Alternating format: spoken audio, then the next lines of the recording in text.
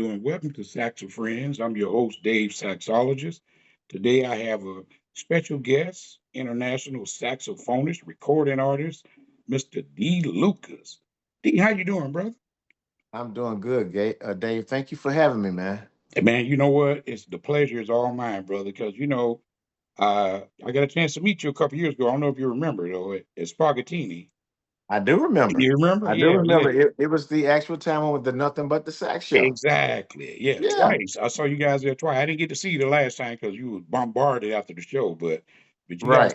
you guys gonna put on a really good show, man. Thank you. Thank you. You got Appreciate you. some magic there, man. So you know what, D, let's take a trip down memory lane, man. Okay. So how did you get started in music in general? What was your thing there?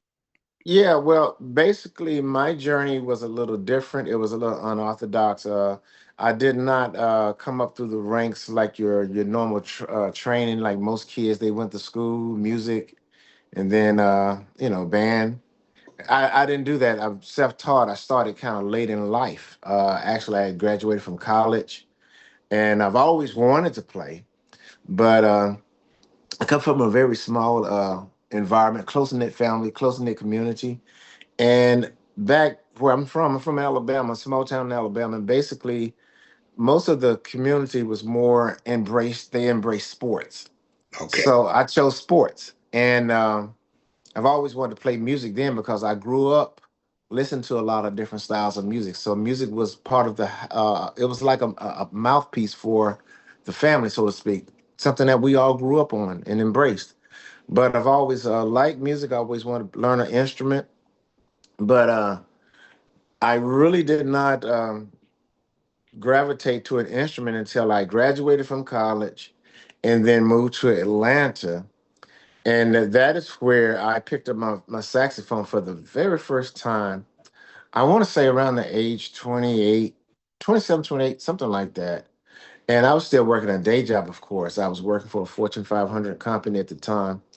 And I would normally go out to some of the jazz clubs in Atlanta. I had moved to Atlanta after graduation. And I tell you, Dave, the nightlife, the music scene in Atlanta at the time was really cooking. Right. And it really inspired me. Okay, I can do this, and I got a chance and had the great honor to meet a lot of the great cats in the Atlanta music community, and it was very embracing, very inspiring. And I was at a point where I was working during the day, but I had free time at night to really kind of get in touch with the music. So basically, I bought me a saxophone and got me a mentor, so to speak, and we were, hitting it off, going through some stuff. And basically, I just kind of like learned from a self-taught perspective, not out of the traditional setting through classroom or education, school, formal education. So one thing led to another in terms of learning. I put myself on a fast track, by the way. There's certain things I was seeing on the music saying, okay, and I was gravitating to it. I kind of picked that up. But long story short, I've learned at a very, very fast pace. And I tell you, and I think you can vouch for this. When you're around something enough, you become part of it, and you you learn. Right. You learn very fast because you're part of it. So I basically had the great fortune to join a band. The guy was my fraternity brother, who so happened to live in the neighborhood, and so happened I remember him back in college. So it was like a little man. This thing's like full circle, so to speak. So he put me in his band, and I was. It gave me an opportunity to be like a side guy, Okay. and that gave me the opportunity to really sit back and learn on how things work from a live performance, and it gave me an opportunity to learn some songs, get used to performing in front of people. So that was a good training ground for me. And I did that for like 2, 3 years. I think I joined that band in 1997, did it for 2 years. And then I wanted to branch out and start my trio. In 1999, I started my trio called Expressions. And I did that for like 3 years. We had a album that was originally released, and it had some moderate success to it. Um, and then after 3 years of the trio, that is where I decided to, okay, this is what I really want to do in terms of an artist, solo artist, where because there were some things I wanted to do from a creative perspective. Some things that you can do within the band, but some things as an artist, it's like it's totally different. Right. The creative process is a little different. But I felt my lane was being an artist, Okay. and I started that in 2004. Oddly enough, Dave, my first album was a tribute to George Howard. And Wow. man, don't he ask me why would you do something like that on your first album? But it was almost a timing thing too, because it was my first record. I wanted to make a statement, but I was looking around at the particular time.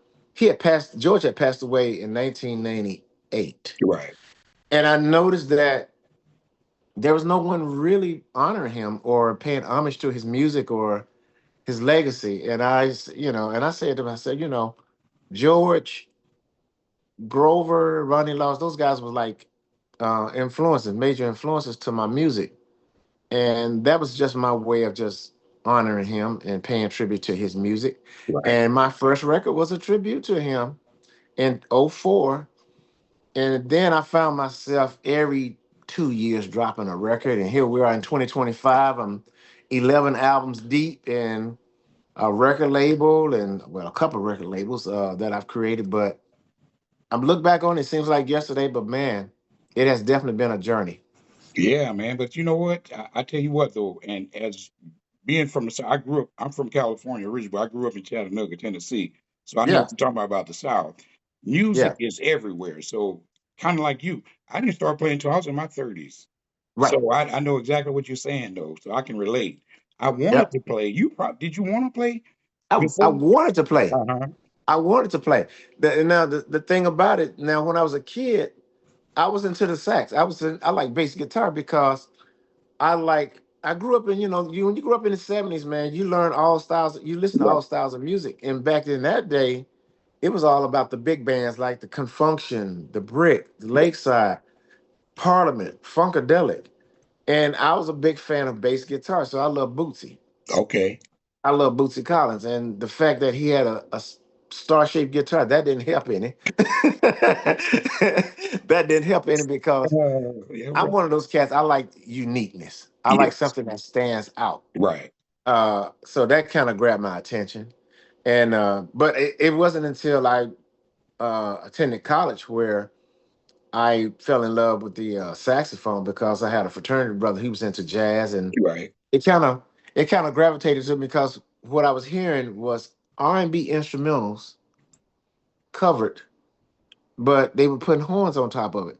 I Right. said, man, this is pretty slick because I remember some of these songs from the R&B station, but now they slicking it up with a jazz element, Right. and I thought that was really cool. So that kind of gravitated to me.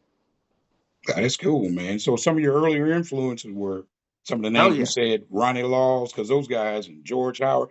Because when I yeah, first heard you, yeah. honestly, I thought it was George Howard. I was, I was like, man, this is tight down. Look, they said Dee Lucas. I said, okay, you got Right. something here. You know, Right. Looking back on it, I said, wow, I guess I did soak up a lot of his tone and stuff, yes, but I just never realized that, although I did really admire him because again, uniqueness. He had something yes, that was totally different that just right, really that I gravitated to. right, First of all, I never seen a soprano saxophone at that time. right, It was always alto or tenor. right, But he had a really, really slick sound that was very unique, that was different from the masses. But him, but also there was other influences that had nothing to do with jazz. Like I was influenced by a lot of different styles of music. I mean, gospel, blues, R&B, soft rock, everything. It was, as long as it was musically, I was good with it. As long as it had something to say artistically, I was good with it. But I even go back to the masters, the jazz masters. The one guy that I really loved was Miles Davis. Um, from a musical standpoint because of how he spaced. he spaced his messages in the horn. George gave me that tone, gave me the certain texture, but Miles taught me how to space. Okay. Don't talk so much, don't run so much. It's Right. not necessary. So that's what I really gravitated for him. But the names that we haven't talked about, that's not to say that I didn't too much care. No, I pulled a lot from everybody, Right. but those really got it done for me.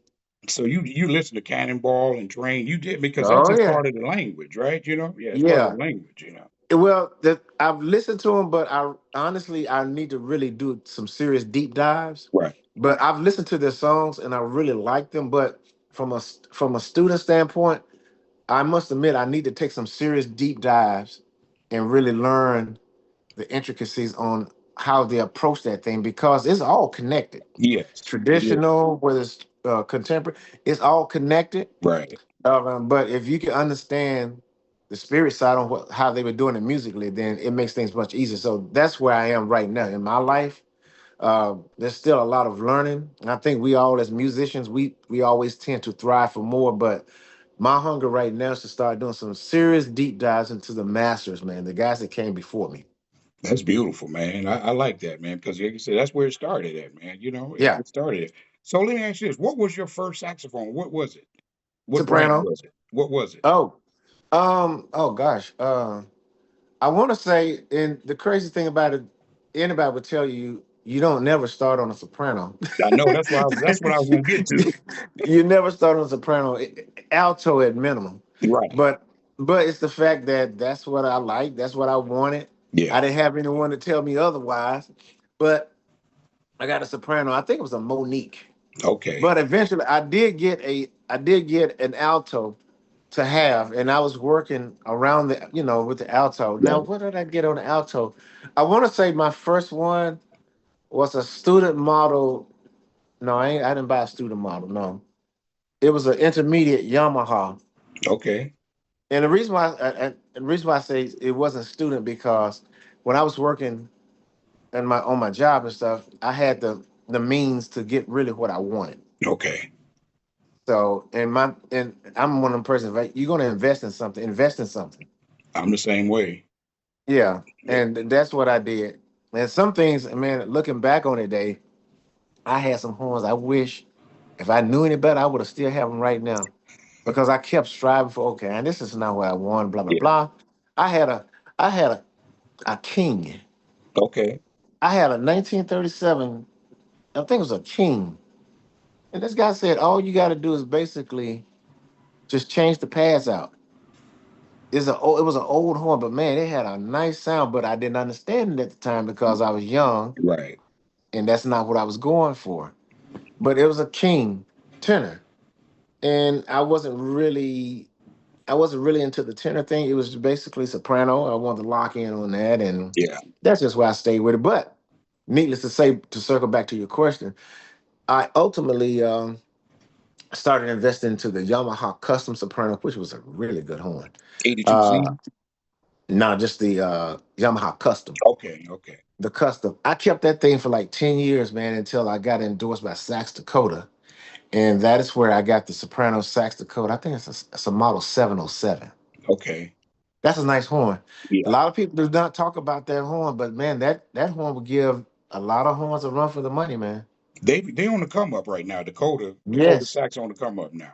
Yes, man. And I did not know. Well, of course, I researched it. That's basically the old LA Sax, right? I think it is. That's the old LA Sax because I remember Richard Elliott with the zebra horn. That Yeah. was LA Sax. But I think that company went over from LA Sax to Dakota Sax. Right. Yeah, yeah. Well, since we're talking horns now, what's your setup right now? What are you playing?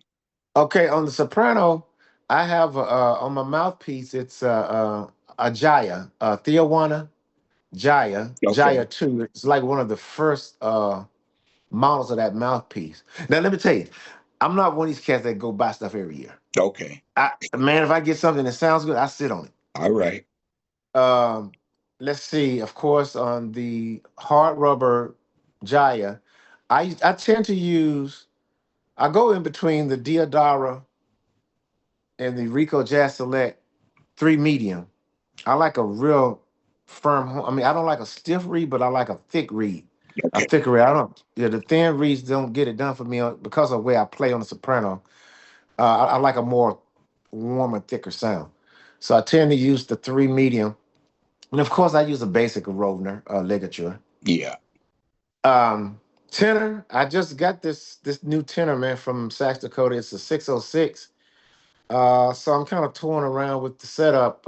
One thing that I like on the setup is that for a reed, I like the red Java, Okay.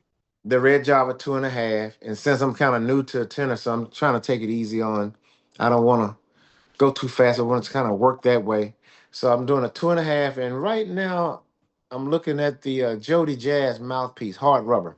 That's what I have. HR. Super. Yeah, actually it is. Yeah, the HR. HR. Yeah, Yeah. Jody Jazz. Yeah. Yep. That's a nice mouthpiece because what it does, even though it's a dark by nature, it still allows you to kind of lift it. It can cut through. Yeah. So that's what I wanted out of a tenor. If I'm going to play tenor, I don't want it too brassy. I wanted a more of a warm, thicker sound, more like the sound of a Grover, Okay. more of a Grover sound, that warm sound. But you can cut into it and get you what you need. And of course, just the basic literature that comes with it. But I'm going to continue to kind of search on the tenor to find what I really want. But I think I'm pretty sold on Jody Jazz, man. Hey, I played Jody Jazz on my horn. I got a Jody Jazz HR, and on the tenor, I played Jody Jazz Giant. That's a Mm. it's ionized and it's hard rubber at the same time. It's a great piece, man. Good, yeah. One of our good friends, brother, Mike Burt, Mike Burton, sax player. He tours with Gladys Knight.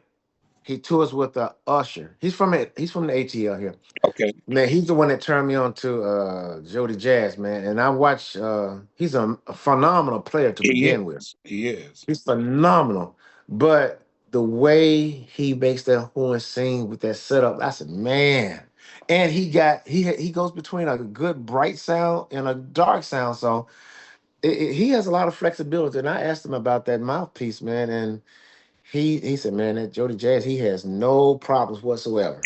Yeah, yeah, you're right about that, man. Yeah. So let me ask you about your group, man. Those guys, when you guys, man, they're nothing but the Saxons. How did that come about, man? Yeah, so the one of the cats in the band in that group, Tony Exum Jr., who's Right. based out of Colorado, he and I go back. I mean, way back. When I say go back, we go back to the not Facebook. We go back to MySpace. I met Tony on MySpace, and we kind of linked up from there. And we started out doing tributes to Art Porter and George Howard. Oh wow, okay. We started doing tributes to those cats, and that kind of caught on. We did, maybe about 10 shows around the country. Then we wanted to kind of like step it up. Okay, we've done this, so let's start doing some packages, some sax packages. So it started out just he and I, nothing but the sax. Then what we did, we started adding another guy in the fold. So like whatever city we went to, we picked up a third wheel. Like in DC, we'll pick up Philip Doc Martin. Okay. Or we pick up a cat named Danny Coos, Jeanette Harris. Oh yeah. Picked up Jeanette Harris. We did a couple shows in Atlanta and did one in Oakland at Yoshi's. Um, but then we sat around, we got to talk. I was telling Tony, man, how about if we find someone that has like a double threat to the arsenal? Someone that can play, because at the time I'm primarily soprano. He plays kind of all three of them. Right. And I said, man, what about we find someone that's a dedicated, serious cat on tenor, but can sing? And that's what Marquell came in.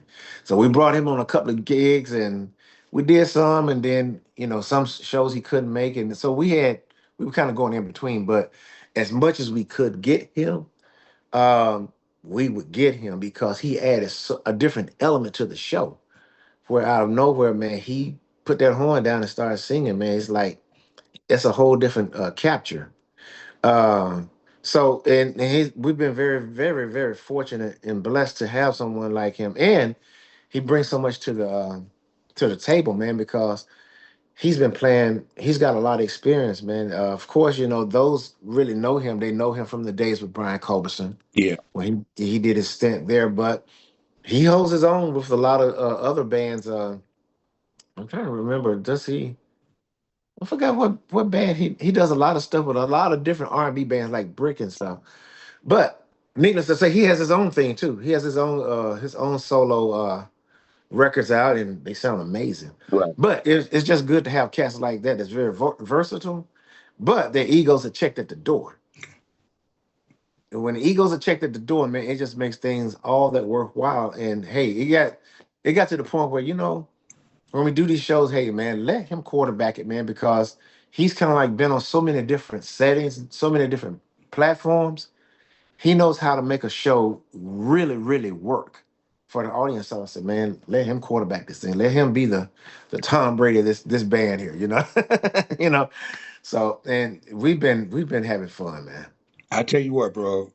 From the listening, from somebody's in the Yeah, audience listening, you guys yeah, got some magic there, bro. And that brother singing, like you said, man, yeah, when y'all yeah. warned us, man, y'all said, look here, man. Tony said, when he starts singing, now I don't know, man, I'm gonna get mine in. Remember, Tony said, let me get mine in before he starts singing. Right, right, right, right. Yeah, that's so funny, man. But I tell you, the scary part about this, man, if we can ever lock down like a solid unit, and all the guys that's backing us been great. Right. But the secret sauce to most performances is consistency. Yeah. And that's just a fact, man. All the guys that you see that's touring, they got steady bands. Yeah. They got steady bands and it works for them. But if we had that element or that chemistry, who knows, where this music would go. But we're very thankful to have called upon some great musicians that has really shaped us on stage the way it needs to go.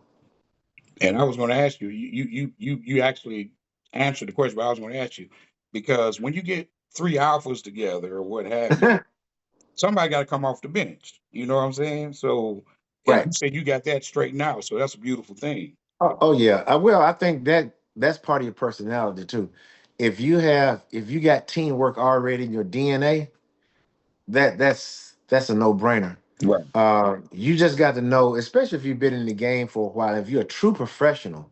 When I say a true professional, you understand what works. Right. And sometimes that goes with sacrifice.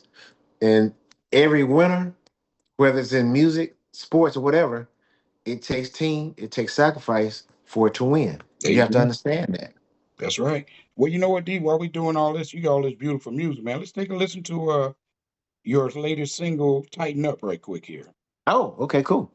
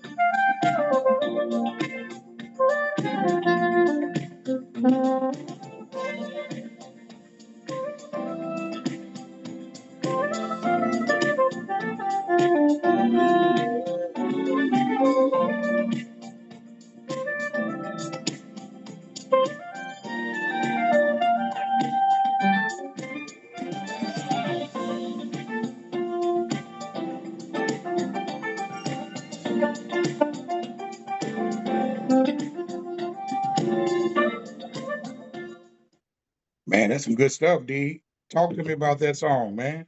Thank you, brother. That song is it was produced and co-written by Adam Hawley. That song actually went number one on some of the smooth jazz charts. Did really well. I'm trying to think who else was on that. Let's see, Eric Valentine on drums, Mel Brown on bass.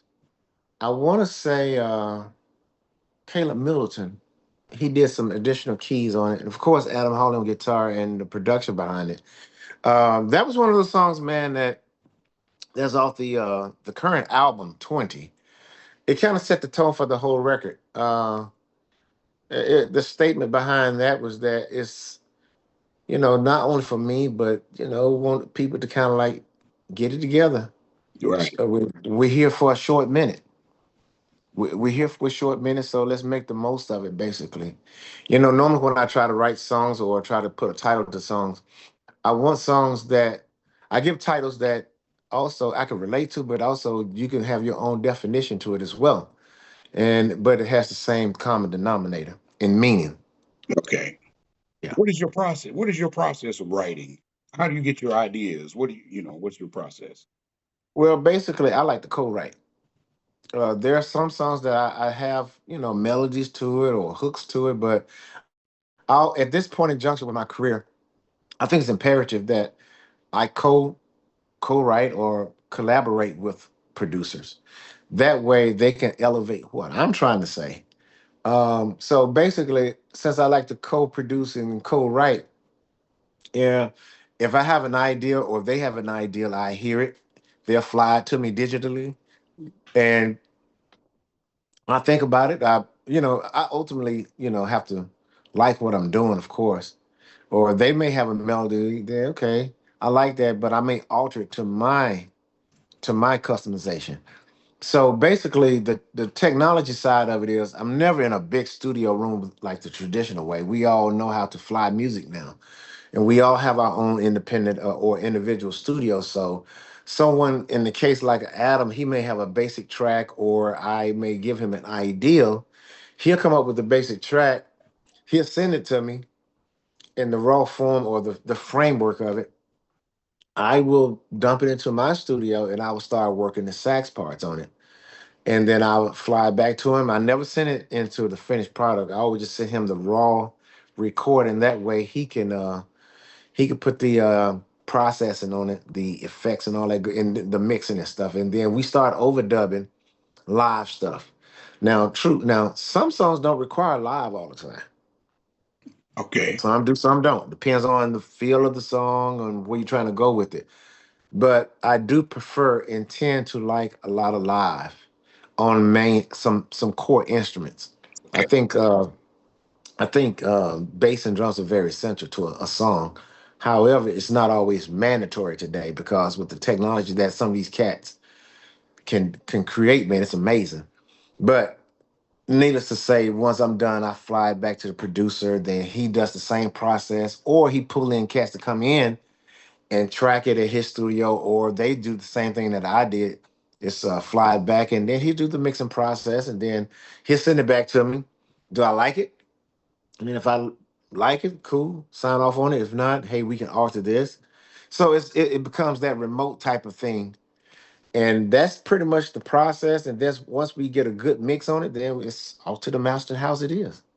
So what is the difference between when you did your first album in Mhm. 2004 to now? Yep. What is the difference in recording? Oh What my gosh.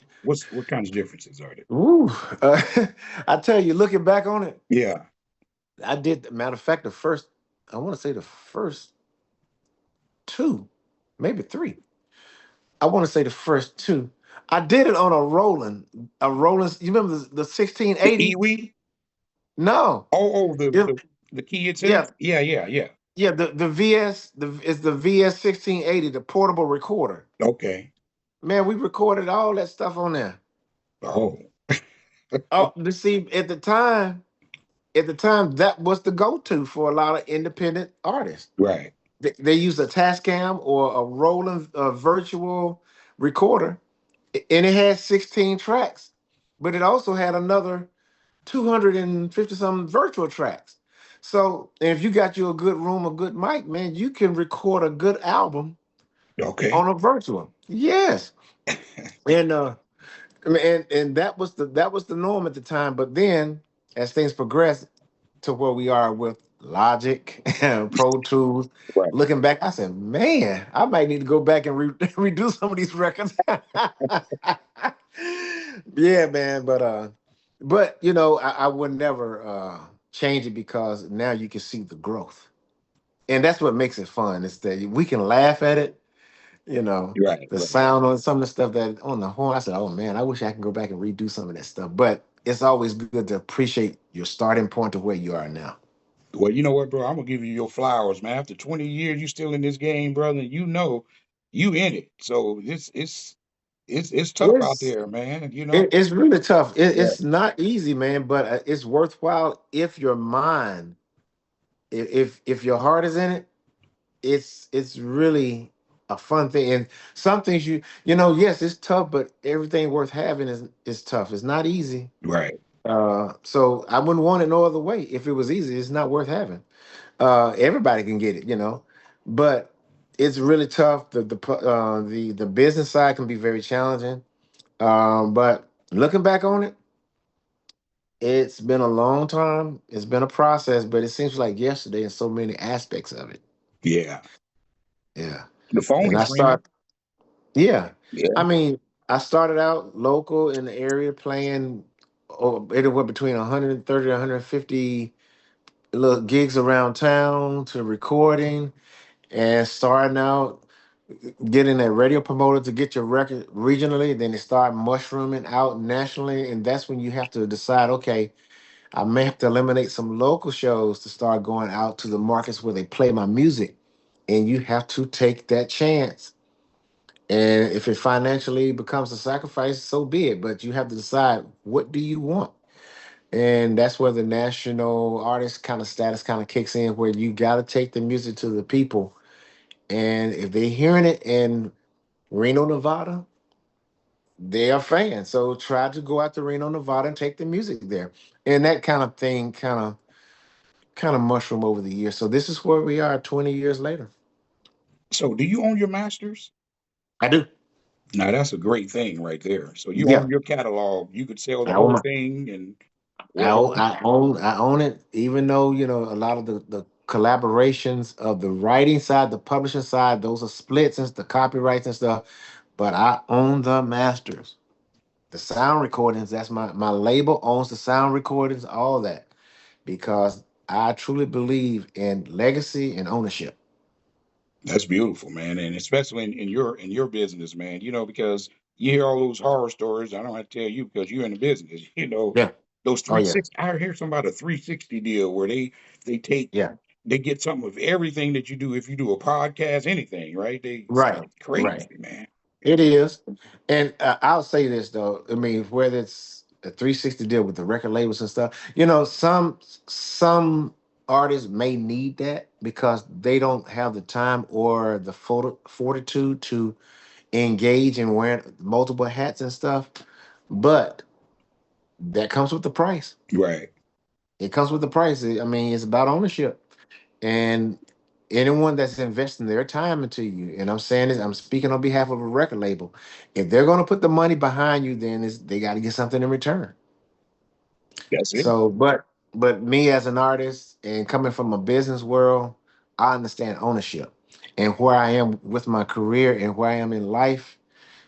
Uh, I want to have my hands onto what I can pass down to my family and also to my culture.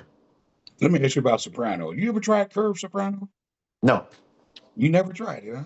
nah, You just like that. nah, You don't use a neck strap either, do you? nah.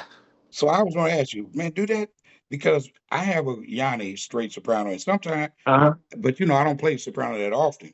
But I get tired holding it up real quick. I Talk to feel me. restricted. I Do feel you? restricted when I have a neck strap. Like, and, it's I know how I am on stage where sometimes I may want to walk around. I may want to just hold the sax in my hand down below. It just depends on how I feel. Okay, I don't want to feel restricted. I got Yeah, I don't want to feel restricted. you. Yeah. Okay. Well, you know what, D? I tell you what, man, this has definitely been a. What keeps you hungry after all this time, though, brother? You've had success. What keeps you hungry, man? The people that gravitates to my music. That's beautiful. Yeah, the people that gravitates to my music. Um, and just say, and it's here's the thing. Anytime you have a family your family members, they're gonna say, "Oh, your music." Your auntie's gonna say, "Oh, your music is great." Yeah, But when you have people that you have never met, and I love your music, now see, they didn't have to say that. That's a testament to where you are musically, and that's what keeps me going. that's all right. Give me your Mount Rushmore of sax players, man. Oh God, I'll let's even see, give you five if you want man. That. I mean, from a comical standpoint, that's insulting if I leave something out. But here we go. it. John Coltrane, Okay. Grover Washington, Dexter Gordon, Ooh. Charlie Parker. Okay. I'll give you one more. Man, I gotta really, really think about this joint here. I gotta say Ben Webster. That's pretty good, bro. I like that list, man. Now, even though I like George, those cats like Ronnie, but see, you gotta understand, those guys come from those schools. Yeah, yeah, yeah. George come from the school of Grover. Mine is John Clemmer, Yeah. Stanley Turrentine, David Sanborn, Yep. and Kirk Whalum. Yep. So, I, and I really wanted to add David Sanborn to the mix.